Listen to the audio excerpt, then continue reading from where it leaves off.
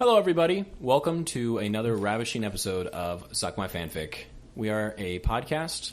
A podcast is a thing that white people with too much time on their hands do when they're bored. And they want to hear themselves talk. Exactly. And we are white. We have too much time on our hands. And quite frankly, I can't get enough of hearing myself speak. There's no one more well-spoken than me.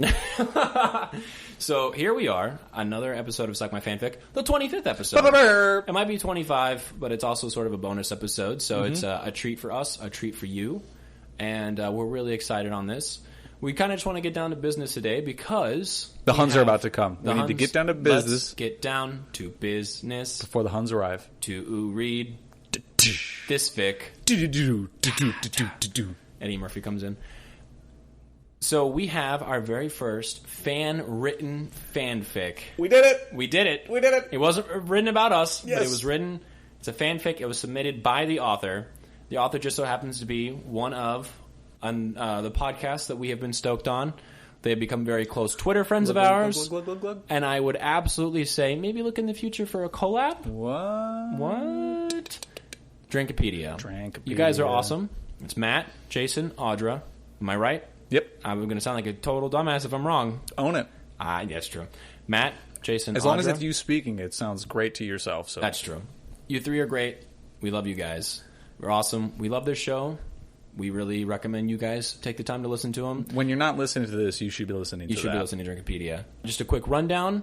Every week, they draw topics out of a hat, correct? There's a hat. There's a hat. There's a hat. They draw topics haven't out of it. Haven't seen the hat. Haven't been seen told the about the hat. I've been told. Yeah, I'm just saying. I haven't seen the curvature of the One of my favorite earth. things they do is they post on Twitter like fake show ideas for the week. Those that's so funny. And every single time I see it, I'm like, yeah, no, I want to hear that now. 96 hours of so they're funny. I can't even come up with it. I bet if they didn't know about us, one of theirs would have been like reviewing fanfic. LMAO, who the fuck would do that? So here we are. When we run out of ideas, I want to go back and make full blown podcasts out of all their throwaway ideas, or all of our runaway trailer podcast. Oh yeah, we got to hit all those. We got to hit all those first. So once we're done with that, we're going to be doing this until basically the end of time. Which is great. Death comes for us. Death will come for us, and she'll be very nice if you listen to the last episode.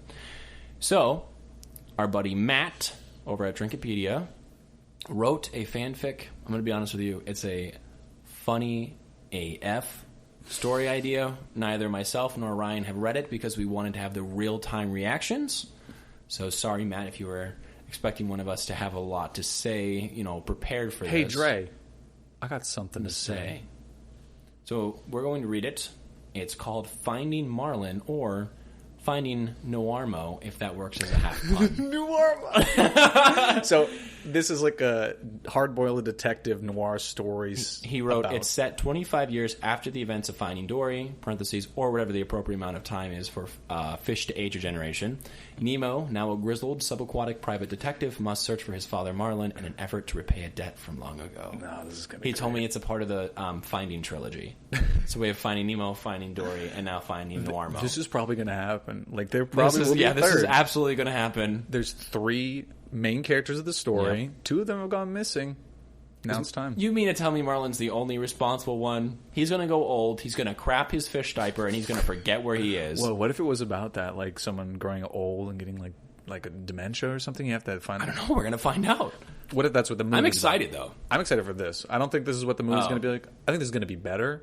Because I imagine Nemo, he's got his little small fin, 5 o'clock shadow, slumped over some grizzly bar. I've been told there may be cigarette smoking underwater.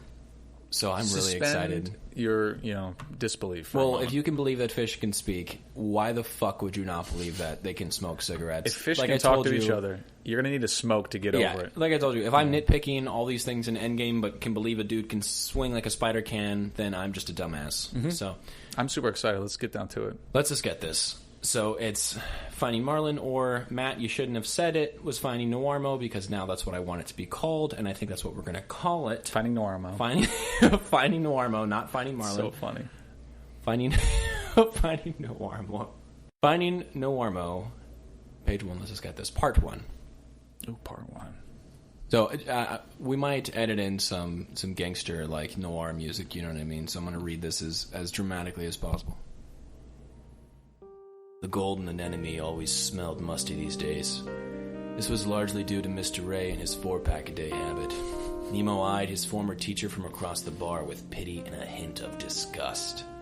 20-some years ago, he had been a great educator, a well-respected manta of the people. Now he couldn't even scrape enough clams together to pay for his hospital visits, and with the fin rot was sure to spread sooner or later.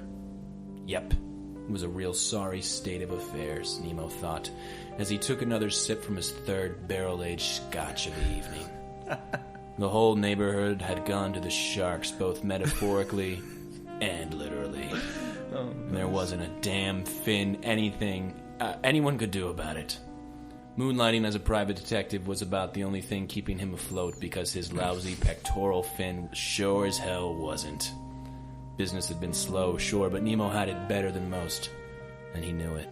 Wow. Sometime around 8, after a gang of jellyfish had gotten into a pretty electric scrap over whose turn it is to control the jukebox, Dory floated in the bar. Dory's like this dame who like comes in. Like, have you ever seen like she's the femme fatale? Yes, that's the word for it. Still voices Alan. Please, yeah, still voices Nemo. She called out from the door.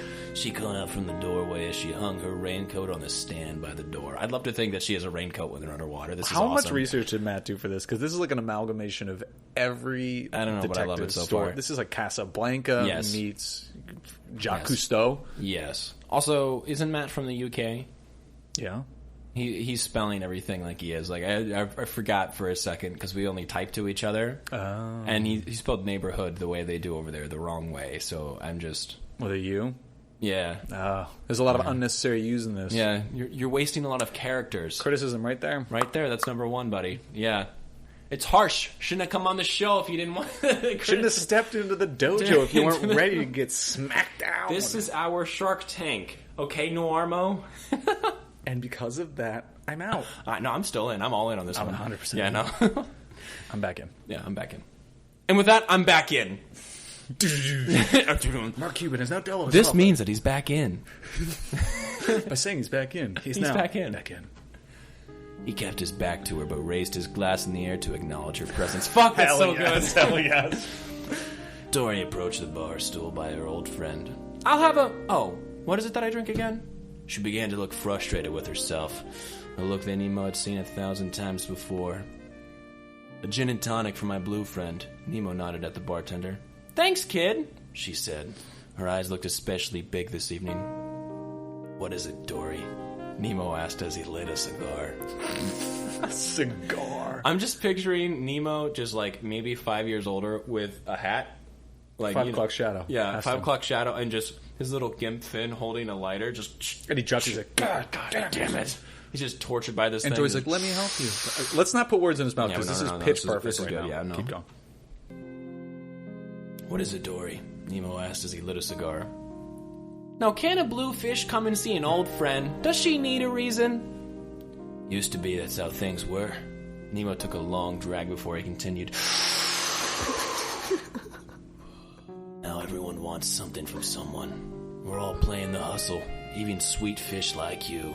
And if you think you're not part of it, well, damn, Dory, you're more absent-minded than I remember. The bartender... Oh my god. An octopus for practical reasons. That's like the best part of the Aquaman movie when they had the octopus drumming. The drums. Yeah, that was badass. It makes sense. Octopus would have to be a bartender. For practical reasons, it better be the bartender and the drummer. Is it a parenthetical for practical reasons? Yeah, of course. The bartender slid Dory her drink in a highball glass. She took one sip before turning to Nemo and looking him straight in the eye. It's your father, she said softly. Nemo continued to avoid her gaze and puff away on his rolled tobacco. What about him? Dory sighed. Or he's gone. Missing, I mean. This declaration didn't seem to worry Nemo at all. Happens almost once a month now. I'll have him back in the home come morning. It's different this time. Been about 3 days, they say, at least if I'm remembering proper. Oh, man. You know she had those big eyes staring at him like that. That's a really good point, because if your source for a mystery is someone who forgets a lot... Oh, my shit. This is really... This is really so good. Nemo placed his glass down on the bar and rubbed his furrowed forehead for a moment. Permanent worry lines have been forming for years. The reason this doesn't exist is because the technology doesn't exist to animate this. Not yet. Not yet. It's going to be like when they had to make the new technology to animate the water for Moana. Please, James Cameron, invent this. That's why he was underwater for so long. That's why he's not finishing Avatar. He's already working on this. Trench to figure it out. Permanent worry lines have been forming for years. Anxiety was prevalent in his family. His father, Marlon, lived in the Shoal folks' home. Just slapped my goddamn knee. As a surrogate high five to Matt. No, it's a knee slapper. But I want to high five him right now, so that's my high five. It was about the safest place in the city now, and Nemo was glad that he'd save enough clams to form a room in the twilight days of his life. But the rapidly encroaching dementia made the day-to-day a living nightmare for his old pop, and even worse for himself. Dory broke the silence. Place is understaffed. The whole town is. She could see the worry in Nemo's eyes. He was like a son to her. Always had been. They should still check on him more than twice a week.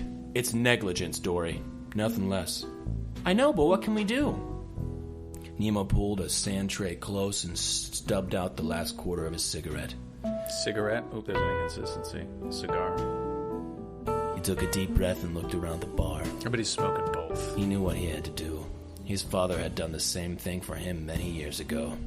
And even though Nemo was the only one of the three who could remember, he would never forget. Oh, that was good. That was good.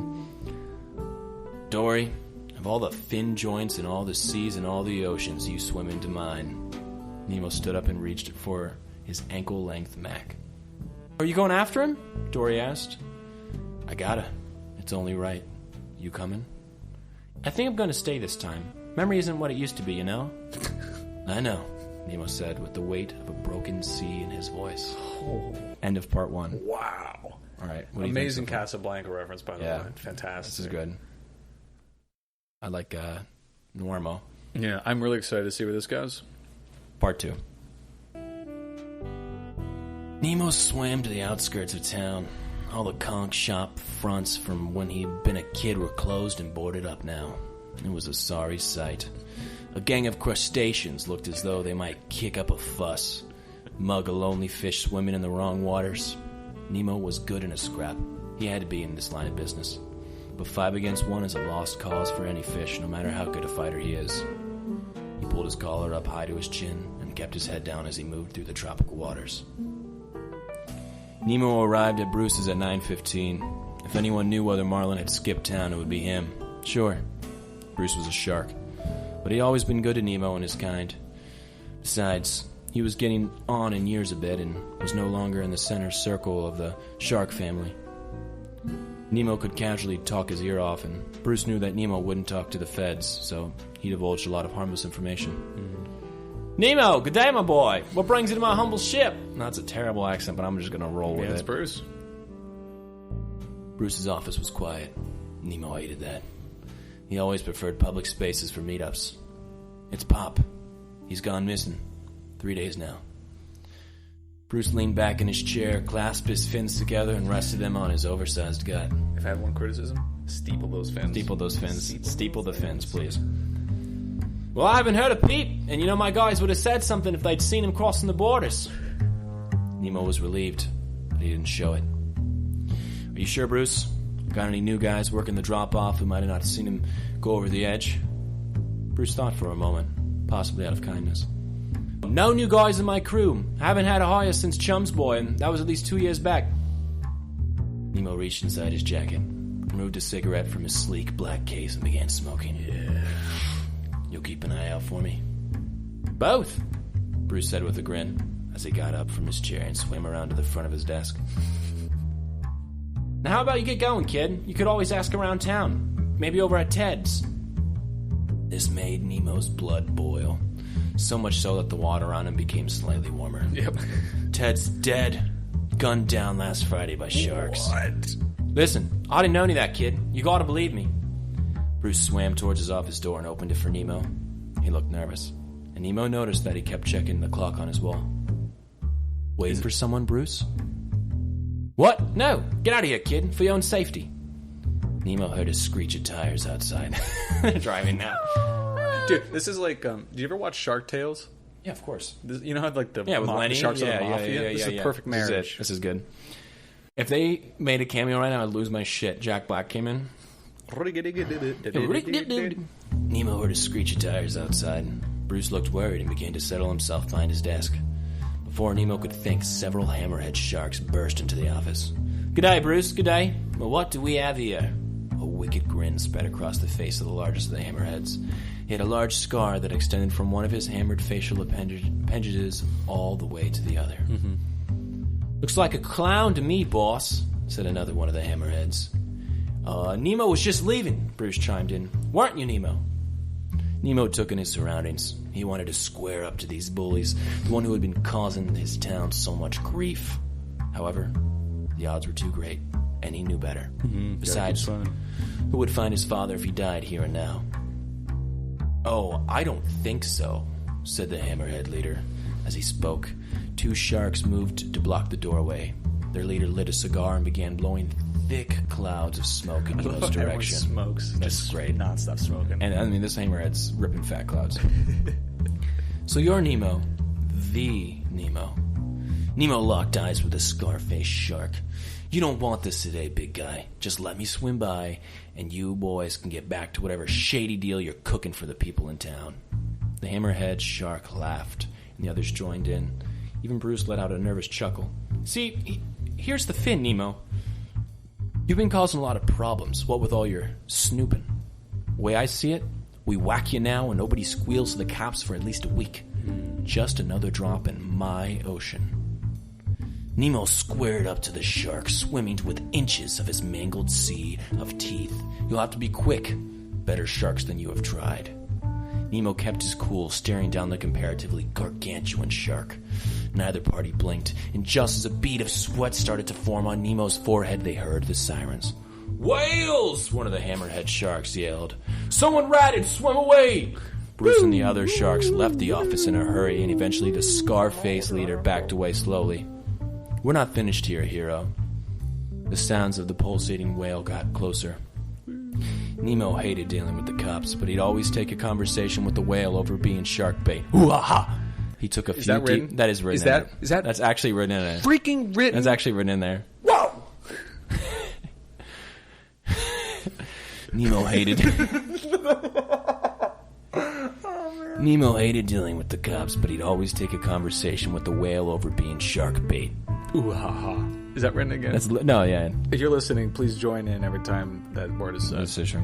He took a few deep breaths and awaited their arrival. I really hope that's not the only time it's said. To his surprise, no whale showed.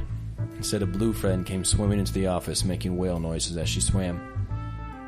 "Dory, am I glad to see you?" Oh my God, it's so cool! Perfect. Okay. So the sirens aren't wee wee. Yeah, it's the call of the whale. That's hilarious. That's perfect. It's really smart. "Dory, am I glad to see you?" "Couldn't let you go in alone, kid. Not after everything we've been through together. But I thought you said you'd sit this one out." "Did I? I don't remember that." "Well, I'm glad for it," said Nemo, as he lit a cigarette to calm his nerves. Dory... This makes me want to smoke. Yeah, it does. We should be smoking. Smoking's right cool. Yeah. Don't let anyone tell you any different. Smoking's fucking good cool. for you. Yeah, it's badass. Like, all the doctors recommend Camel cigarettes above all the other cigarettes, so you might as well smoke Camels. Absolutely. Yeah. Dory absentmindedly swam around the office. She wasn't as quick as she used to be with all that old age and all, but her mind was as sharp as it ever was. Which is to say, she didn't have a sharp mind to begin with, but little deterioration had taken place. Okay. Unlike Marlin. "Any leads on your father?" Dory asked, though she knew that he was heavy on Nemo's mind at that exact moment. Bruce said his boys on the perimeter didn't see anything, which means there's only one way he could have made it out of town. "If we leave now, I think we can make it by sunup." "Where are we going, Nemo?" Nemo took a long drag. "The EAC," he said with a heavy heart. It's the current. I know. I was like reveling in that. That's pause. the end of part 2. Yes, the East Australian current, right? Yeah, East Australian current. The way you were looking at me was like, okay, what does that mean? I'm like, that's the current. Dude. I'm waiting for more.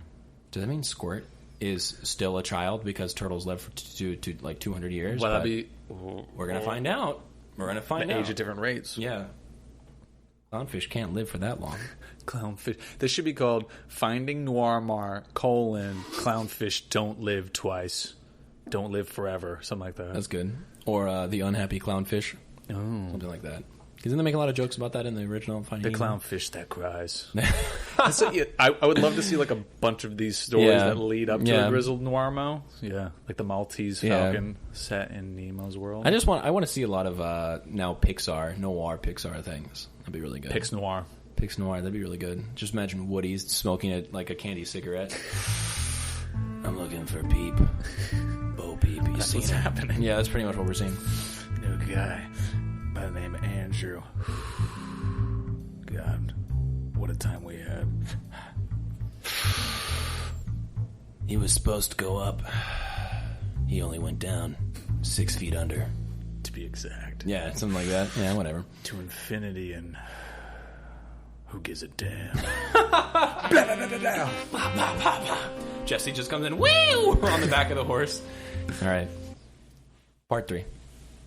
Had to put Bullseye down last spring. Oh, no. Shit. His father had once told him that sea turtles... His father? No, we normally recently, yeah. His father had once told him that sea turtles lived to be up to 150 years old, and typically they did. But not if they're gunned down during a bad kelp deal. Crush had been like an uncle to Nemo. He'd been the strong, relaxed role model that Nemo needed in his teenage years. But even a hard shell couldn't stop the storm of bullets on that day, 15 years ago. Crush was all Nemo could think about on an overnight journey to the East Australian current. More specifically, he was thinking about Squirt. One of the biggest regrets of Nemo's life was not reaching out to Squirt after his father's death. Sure, he and Marlin had attended the funeral, but after that, they had very little contact. Nemo knew that Squirt had taken over his father's business, transporting fermented kelp around the continent using the warm airflow of the EAC. But that wasn't the life that Crush would have wanted for his kid. And Nemo couldn't help but wonder if Squirt's fate was partially his own fault.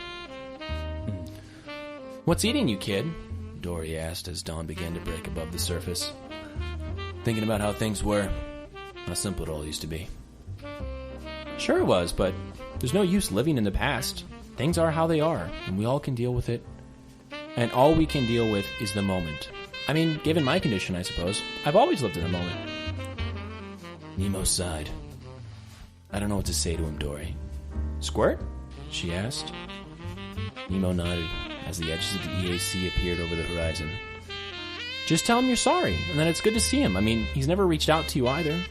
Yeah, but I didn't lose my father. You sort of did, in a way. Everyone in the sea heard about your father's condition. And Squirt didn't call. He didn't write. Nemo hung his head and kept on swimming. After another half hour, they arrived at the entrance point of the EAC. No civilian fish rode the slipstream anymore. Just the kelp-smuggling turtle cartels, and they were nowhere in sight. Come on, Dory, said Nemo. Let's ride it to the end of the line. No turning back. He looked around to give his blue friend some encouragement, but Dory had already dove headfirst into the strong current. Nemo heard faint sounds of joy slowly growing distant. For the first time in a long time, he cracked a genuine smile. Nemo swam into the current and felt the rush of the waves on his face. He felt alive, even though he could slip and fall from the flow at any point, seriously injuring himself or worse. This was a danger that he was in control of.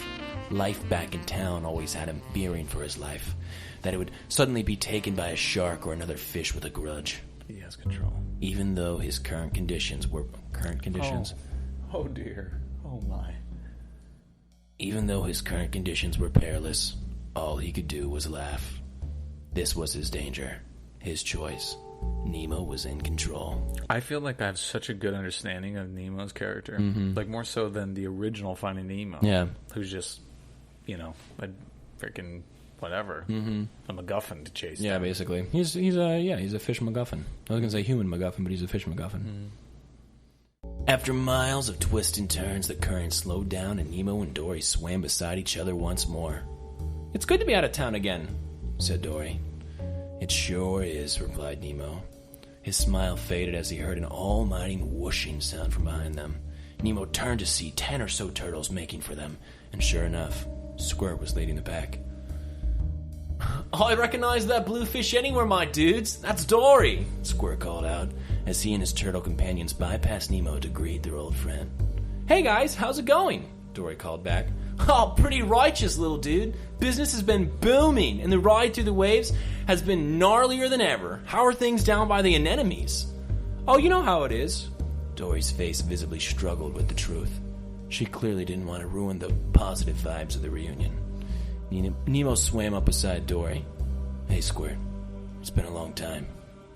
Squirt looked Nemo up and down, examining him in silence. At first, he seemed angry and confused, like when you unexpectedly see an ex-lover out in public for the first time. But the stern expression broke, and Squirt cracked a smile. Hey, little clown. How's it floating? Not too great, to be honest. We're looking for my father. Have you seen him? Oh, Big Orange? Yeah, we saw him yesterday, heading along these waters. Looked to be making for Sydney. Kind of like old times, huh? Dory excitedly spoke up. Sydney? Oh, I've always wanted to visit Sydney. One last time. Oh, isn't that great, Nemo? I'll celebrate when I find my father. This version of Nemo should be the new Batman. Yeah, absolutely. Not Robert Pattinson, just this version of Nemo. Well, there's no need to wait that long to turn that frown upside down, Squirt chimed in. How about we take some fermented kelp, get a little high off our own supply, he chuckled. I'm in, squealed Dory. I don't know, said Nemo. We like to keep a clear head when on the job. He's trying to stay clean. Yeah. Lighten up, little dude, said Squirt, as he passed Nemo some pre-rolled kelp and lit the end. A little bit of this, and the trip will be a breeze. Nemo puffed away in the kelp. He wasn't usually a fan, but Squirt really knew how to grow the good stuff. Time started to pass a little slower, and Nemo's mood was lifted tremendously. Look at all those jellyfish, Nemo called out as he saw masses of pink blobs through the haze of the EAC. What jellyfish? Dory asked, whilst laughing. Oh no. Whilst. He put in whilst. Wait, what? Read it again. Read it again. If you put incredulously in here, this might be a perfect fanfic. Read that line again. What jellyfish? Dory asked, whilst laughing.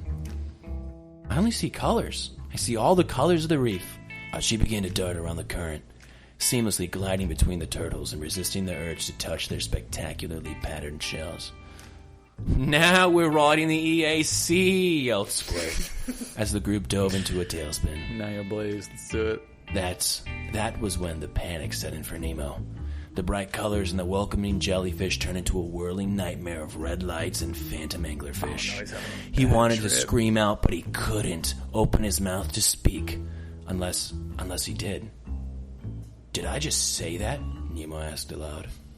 This is like any noir movie where they get drugged for that little point, or those really shitty missions in any Far Cry game. You know what I mean? Oh, where you're drugged and like the screen, you lose all your weapons and all that stuff. Yeah. This is pretty crazy. Yeah. Now we're having a psycho trip right now. I mean that's a noir trope.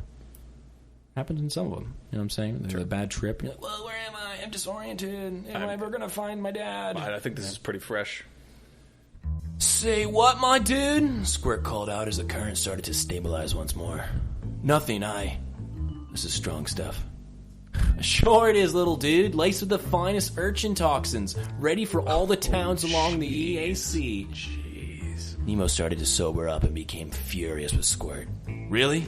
Do you have any idea of the damage that urchin toxins are doing to the neighborhoods across the ocean? Oh, chill out, little man. Supply and demand. That's all it is. We don't deal in ethics here. Ooh. Nemo creased his face. He wanted to snap at his old friend, but he remembered how he'd failed him after the death of Crush and couldn't quite bring himself to be angry. Yikes. How far until our next exit? Nemo asked. About 10 minutes. Want to push? No. We got this. Oh, whatever you say, little dude. Nemo gestured to Dory, and together they made for the edge of the EAC, ready to make the jump. He turned back to Squirt, who was still enjoying his high. Squirt! Yeah! You look after yourself, okay? Can't hear you, little dude. Good luck finding your dad. End of part 3. That's good. Yeah. How do we feel? How do we feel so far? It's mirroring the structure of the original Finding Nemo really well. Yeah. It's like, this is the point of the story. Here's our MacGuffin, and we just like visit all these little moments, like an Odyssey kind of. I will ask the question: how noirish is a MacGuffin compared to like a crime or a mystery? Because a MacGuffin isn't really a crime.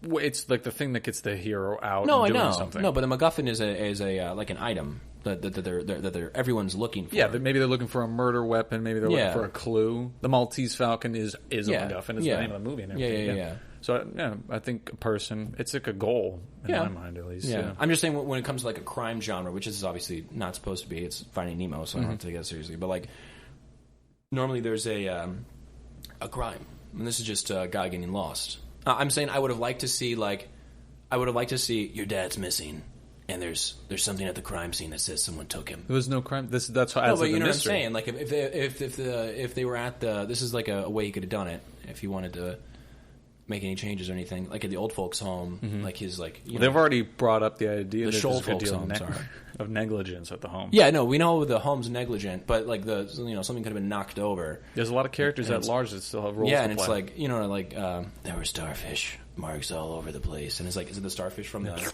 you know what I'm saying? Yep. Did he run away willingly? Is he having? I'm being very nitpicky though. Like this is a nitpick thing because like I just want to see where it's going. Yeah, because I think that might be. No, yeah, it could be. Yeah, I'm just up to this point. There been a lot of like, oh, he was taken. Well, it's focusing a lot on Nemo and like he's leaving his character area for the first time and kind of meeting up with old friends. Yeah. Old flames. Yeah, old flames. Again, Harbor is going to be spelled with a U. You're just using way too many letters, man. Come on. And knock that one off right there. Another point off the That's another score. One. Part 4. The harbor was cold. The harbor. The harbor. I know we're not making fun of you, but I just, you know what I'm saying. By saying the harbor, you know what I mean? I'm not like saying it to be mean, just a joke. I think you've made an enemy of an entire nation. Of an empire. I think I said that. I think I made an enemy of an entire nation back in episode 4 when I said the King of England was not my problem after 1776. Ever since then, there's been King growing of England tensions. is no one's problem right now. Queen of England, the royalty of England is not my problem. I don't care about her or her corgis. Sorry. Actually, you know what? Not sorry. I care more about Bo Obama, the Portuguese water dog, than I do about the corgis. I don't think Trump has any pets. No. Except the inevitable... Jared. Oh, Kushner, yeah. I was going to say the inevitable Asian hookers he keeps in the Oval Office. One of those, I don't know. Sure. The harbor was cold, especially when compared to the waters of the EAC. Memories of these dingy waters came flooding back to Nemo, and none of them were good. He was scared, but he didn't let Dory see that side of him.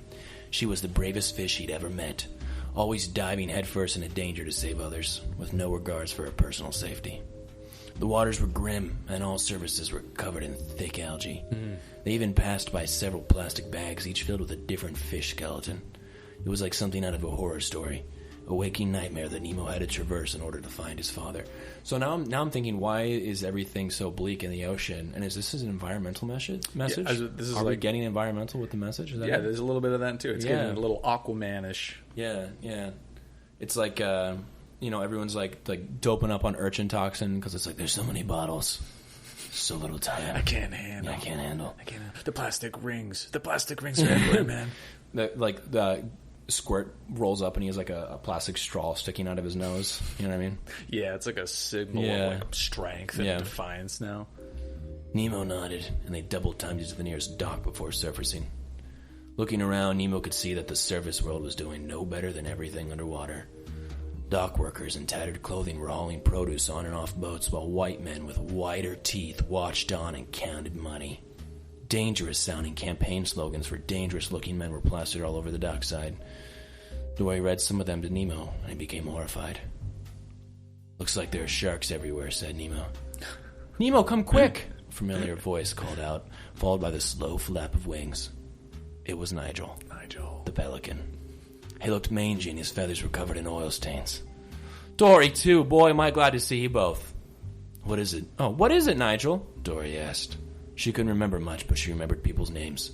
Nemo always admired that. That's so nice. "It's Marlin, your father, I mean. He's surrounded by lobsters at the other side of the docks." "Oh, no. I'll take you there." Nigel lowered his beak into the water and collected both Nemo and Dory before taking flight. You know, this feels like a trap. It does. "Thanks, Nigel," said Nemo. "You're a good friend." Nigel tried to gargle a response, but quickly realized it was impossible to talk with 2 fish in his mouth. Anxiety built in the pit of Nemo's stomach during the 5-minute flight. From above, Nemo could see just how run down the human city had become. The sun was starting to set and bad people were roaming the streets. Bad people who were once good, but because of the sharks who frequented the still ivory towers of the Opera House, they had to rely on each other for means of survival. Whoa.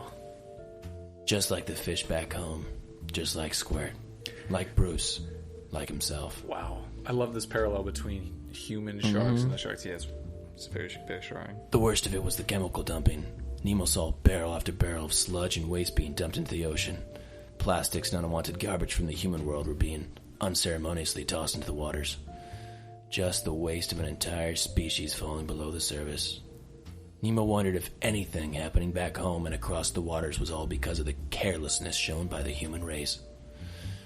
This thought only made things worse, as that conclusion would mean that the sharks weren't even criminal masterminds. Just grubby little opportunists who were capitalizing on a miserable environment they didn't even curate. He spelled capitalizing with an S. Just want to... Capitalizing. Nemo snapped out of his thoughts when Nigel came to land on the water and set the 2 fish down. Sorry, I truly am, he whimpered. Oh, no. What? No. A confused word was all Nemo could let out before he and Dory were consumed by a familiar wall of jagged teeth.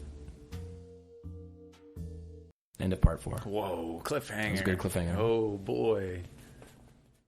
Part 5. Nemo awoke, bleary-eyed. He slowly took in his surroundings as his vision came back to him. He was tied to a flat rock with some old ship's rope. With one eye, he could see the ocean above. The other was blinded by the stone surface. Nemo, are you awake? He heard Dory whisper, but couldn't see her. Yeah, where are you? Right behind you. We're both tied down to rocks, I think. And Nigel? I don't think he's coming back. Then who did this? Nemo asked as a large figure came into view above him. I don't believe I've ever formally introduced myself, and for that, I am sorry. The hammerhead shark with the long scar spoke with a commanding tone. I'm Mast, and this ocean belongs to me. What do you want with us? Nemo asked, without letting the fear cross his voice. Well, that's the funny thing, said Mast, as he swam closer to the 2 rocks. I don't actually need both of you. It all happened in a blur. Mast tilted his head to one side, floated high in the air before coming crashing down on the rock behind Nemo. He heard no scream, no call for help. Just a crack followed by an insane cackle from a hammerhead shark and the knowledge that his oldest friend was no longer in the ocean. Whoa. Yes, woo! Oh boys, you know I love mashing little fish like that. Makes it all worthwhile. You monster! Nemo called out through sobs. Oh please, monsters aren't real, but sharks are. Mast began laughing again, which gave birth to a cacophony of chuckles from several other hammerheads. Now to business. Mast swam close to Nemo once more. You're a smart fish. You see the fate of this ocean as clearly as I do. So my offer is this. You work for me now. You'll keep on giving fish false hope, finding lost catfish and returning stolen shells, all that cutesy stuff, but you'll keep them away from my business. Steer them away from my operations, capiche? Nemo took a deep breath and gritted his teeth. Go to Poseidon, you bottom-feeding, blood-sucking piece of driftwood. That was great. Go to Poseidon. Go to Poseidon. Go to Davy Jones' locker. Davy Jones' locker, yeah. Because, Poseidon would be the god, right? So it'd be... Davy Jones' locker would be the hell, so I guess... Go to Poseidon's good, too. too. Poseidon still works. Go to Atlantis. Yeah. Mast growled. All right, then. Let's do it the hard way. Bring him out. 2 hammerhead sharks came swimming into view. Marlin swam happily between them, seemingly oblivious to the entire situation. Nemo! That's Nemo! That's my son! Nemo's jaw dropped, and that familiar childlike panic started to creep in as Mast spoke. Found him swimming in circles the other side of the docks, said Mast. And I thought to myself, boy, that fish looks familiar. And then I remembered about that clownfish I saw the other day. The one who was looking for someone. Shit. So we are in peril right now. Oh, I thought that was Nemo. No. I'm commenting on it. I'm like, this is not good. Dang, yeah, let's do this. Nemo's eyes widened as he looked at Marlin, a shadow of the man who had saved him all those years ago, but still his loving father. If you lay one fin on him, I swear I won't. As long as you promise to work for me, keep these waters great, Nemo. We can work together, and bring happiness and prosperity to all. To the sharks, you mean? Nemo watched as a large figure appeared behind Mast. He recognized the beast of a creature and could only hope that he remembered his old mantra. There's one thing you didn't realize, Mast, Nemo continued. No. Oh yeah, and what's that? Even sharks gotta sleep with the fishes. A loud crack vibrated through the waters, followed by a deep, fleshy thud. Bruce the shark had fired a harpoon straight into Mast's gut. Gunshots rang out from all directions as Mast's body fell down beside Nemo's rock. Nemo! Marlin swam for his son. Dad, are you okay? We have to get out of here. I don't know where I am. It's okay, Dad, Nemo thought for a second. Get one of the teeth. Use it to cut the rope. On it! Marlin disappeared out of sight for a moment and reappeared carrying a sharp shark tooth. He used it to cut Nemo free from the rock. Come on, let's go! Nemo took his father by the fin. But what about the big shark? I think he's our friend. Nemo looked over his shoulder to see Bruce being gunned down by the remaining hammerhead sharks. He is our friend, said Nemo as they swam for home. Oh, man. Shit. That's good. That's the end of part 5. I do want to point out that I like that Bruce was the one shooting the harpoon, because you know why they named Bruce, right? Oh, because of... No, why? Jaws. The animatronic shark they made for Jaws, its name was Bruce. Oh, that's funny. So they named the shark in Finding Nemo Bruce. Yeah. Didn't know that. So I think it's funny that, Jaws about hunting the shark, and then Bruce turned the tables, and he killed a shark himself. Like the continuity there, like the cyclical nature of that. Now he just needs to reappear in 3D. In SeaWorld, yeah. Bruce 3D. Yeah, Bruce 3D. Part 6. The shoal folks home hadn't even cared that Marlin had been gone. In fact, they didn't seem too happy to have him back. Negligence, Nemo thought. Well, that was a wild ride, said Marlin as Nemo tucked him into bed. It sure was, Pop. You should get some rest now. It's been a long week. Nemo lit a cigarette and collapsed into the armchair opposite his father's bed. They sat together in silence for quite some time. Nemo had repaid a great debt, and although Marlin wouldn't remember it come morning, Nemo would always remember. He said that earlier in the piece. It was a callback. That's really nice. Although Marlin wouldn't remember it come morning, Nemo would always remember. Yeah, he said that earlier. Yeah. Hey, son, whatever happened to that bluefish you used to call around? Rory or something? Dory, said Nemo, his voice cracking. I don't think she'll be able to come visit anymore, Dad. She had to move. Oh, that's a shame, said Marlin, as he rolled over in bed. Nemo stood up, and as he left the room, he heard his father muttering to himself. Just keep swimming, just keep swimming, just keep swimming. A family of homeless sea snails sat on the steps outside of the shoal folks' home. Nemo gave them the last of his clams, holding on to enough for a couple of shots of whiskey at the Golden Anemone. He sighed, knowing he would have to take on another case as soon as tomorrow, just to make rent this month. Things might be okay for a while, he thought, what with Mast being dead and all. But it's always the same. Another shark will rise to the top before long. Maybe it'll be quiet. Maybe it'll be a quiet autumn before winter bites back. Nemo lit his last cigarette, swam into the dark waters, the weight of a town firmly on his shoulders. The end. Dang.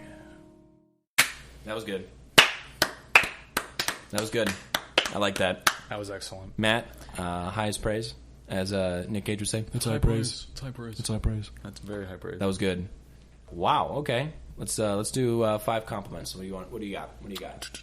I will start with it felt. I like the callbacks to all the old characters, grounded firmly in the new gritty universe. The new gritty universe was grounded firmly in the old Disney one. It was great. Updated them perfectly, yes. I think. If I stopped talking, it's because I was gruff the whole time. So yeah, there's so many positives, like funny moments. The shark bait, ooh ha ha. Mm-hmm. That was perfect. That was absolutely perfect. That was really good. Mm-hmm. I like the callback to the teacher, the stingray. I thought that was Mr. hilarious. Ray. Yeah, Mr. Ray. I like that a lot. Disgusting. I love how you just... Yeah, the fin rot. There's obviously a lot of care for these characters, but you just can treat them like garbage. Like, Mr. Ray doesn't have enough money to go to the doctor. His skin rots. I almost like that Dory was like subverting the typical femme fatale where she's just a total dumbass because she can't remember anything. So like normally the femme fatale would like, try to like get you in bed and set you up, but like Dory was a femme fatale because she was an unreliable source. And when we talk about, setting up the problems plaguing his neighborhood, he's like, oh, this is the worst place in the world. But he sees that there are sharks everywhere. And it's just, that's the world. Makes him all the more cynical, but also all the more accepting of his place. And that he also has that moment where it's like, these sharks are just a smaller subset of sharks among the people. Like, we're all just sharks all the way up. Yeah. To him, a shark just means predator, someone to take advantage of someone else. The white gleaming teeth of the people, the dangerous men. Yeah. I also thought the simplicity of the story worked well in its favor. Yes. You could go way more into detail and not have to worry that much about plot. You know what I mean? Where it's like with Game of Thrones, where everyone loves the character development, even though you sit back and you are at the end of season 2 and you're like, what the hell even happened in season 2? Like, nothing. But there was so much character development, so much... Very simple plots are the ones that we care about the most, because let you embellish. Yeah, and because you can put a lot into it. So I think that worked really well for it. And then one last compliment I have I'm going to do a criticism. No, I mean, it's fair. We do it for everybody. I loved how tight the story was. There was no... All the ends were pretty... he had the squirt, obviously, went off on his own, but... there's a little bit of closure there with Nemo. The hammerheads had a role to play. Bruce had a role to play. My one thing is, I like Bruce coming back. I just needed the harpoon. The harpoon kind of came out of nowhere. Yeah. You ever, Chekhov's gun? You ever heard of that? Like, if there's a gun that's introduced in the first act of a play, it has to be fired in the second act. Okay. Like, you introduce this, like, artifact of destiny, and it has to play a part. Oh, later. I like that. It's the whole idea that, like, you want closed storytelling. You need Chekhov's harpoon gun. But you could have had it over Bruce's office. A little bit, something in his office. And maybe it's like his fear. He's like, I took this from a scuba diver. And then he comes back. It was aimed at me, and I killed the guy. And then he gets gunned down at the end. With the harpoon. It's just a little thing like that. Yeah. Like, that's one of the only small gaps in the story. I think there could have also been some weight where Maston... they might have been. I don't remember the Hammerhead's name was that was friends with Bruce. It's an OC? It's what? It's an OC. It's an OC. Well, they could have had just one-off line about how they used to be really close. Sure. Then that weight of Bruce choosing Nemo over Mast, that's big. Could have been. That's big right there. Yeah, you know what I'm saying? If that was Anchor, because Anchor was the other hammerhead shark from the original, like his buddy. That would really tie it off. Yeah, that would. I love an OC. Love an OC, original character. But if you really want to... if you want to add that weight. It's all. I mean, it's always so up to what he leverage wants to do. those relationships that already exist. I also think the ending... I think one thing that I like about the noir drama is where you like noir genre, not drama, when you have that like scene or that moment where the hero is like walking through the poorly lit building and they're like steam is just coming up from everywhere. And you're trying to look. I would love it if they were in like a boat, like a sunken ship, and that's where that's where Nemo and Dory were tied up at. You know what I mean? And with a light like hanging. Yeah, like a single or like just a single hole coming from from the sunlight. Yeah, and they're swimming through, just like trying to find a way to escape, and that's when Mast.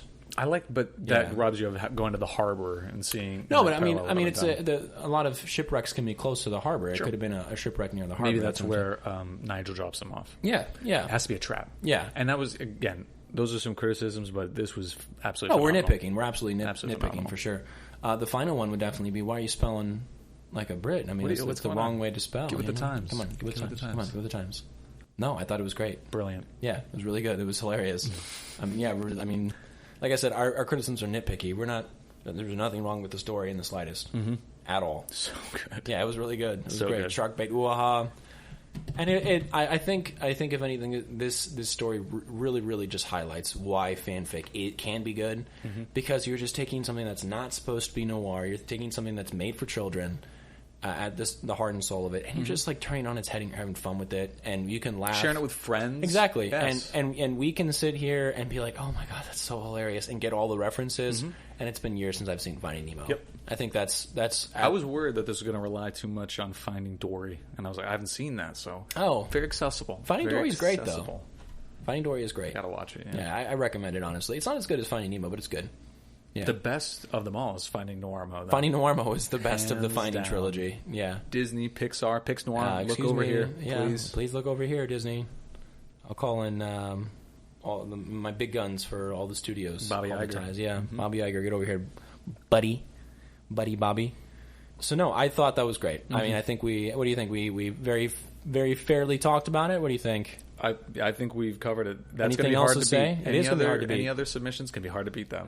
I mean, good luck, guys. I wholly encourage it. Oh, we encourage it, but I'm just saying good luck. There's a bunch of different types of fanfic. Hey, competition breeds, competition breeds the best. So, get best result. So this was great. I need a writing montage now. Push it to the limit. Just typing on my wrists are cramping. Yeah. And then I'm sitting there, and I show you you squeezing a squeeze ball to give grip in your string. And you're behind me go. Yeah, and I every time you stop, I take a ruler and smack your hand. You're got a squirt bottle. Yeah, exactly. Yeah. Push it to the limit. No. It's Team America World Police. We're gonna have a montage. Yeah. Montage. So something like that. I think we thoroughly covered this. I thought this was great. Matt, thank you for the entertainment. Again, at the end of the day, that's what fanfic is. It's entertainment. Mm-hmm. I was thoroughly entertained by this. I thought this was great. Thank you, buddy. Wow. Yeah. Kudos. Click the kudos button for me. Yeah. Smash that kudos button because that was great. I hope you all... Yeah, if you guys liked it, if you were listening and you are not Drinkopedia, so listen to Drinkopedia. And Matt, don't hate me. I'm going to give your Twitter handle so people can reach out to you and say, this was hilarious. What the hell, dude? Where did you even come up with this idea? Because I would love to. I mean, we can ask him, how'd you even get this idea? How does this occur to a human being? Yeah, maybe if we do ever collab, hint, we'll talk to them and we'll say, hey, Matt, that was stellar. How did you come up with this? Hard to collab if we're not talking to them. So that's very true. His Twitter handle is Matt W. Ryder, at Matt W. Ryder. It's going to say MWW. So tweet at him. Appropriate. DM him if you feel comfortable. Mm-hmm. I don't know about that. But he's 1/3 of Drinkopedia Pod. They're great. They're a lot of fun. And I highly recommend you guys not only listen to them, but if you like the story, reach out. If you don't like it, don't ever discuss it about how you dislike it. We're not here for negativity. I'm here for a good time, not a long time. Yeah. Thank you, Matt. That was awesome. Ryan, what should we remember? Oh, man. In the face of your neighborhood falling to shambles, your life going a direction you don't think it should, the only thing you can do is just keep swimming. Just keep swimming. What do? We swim, swim, swim.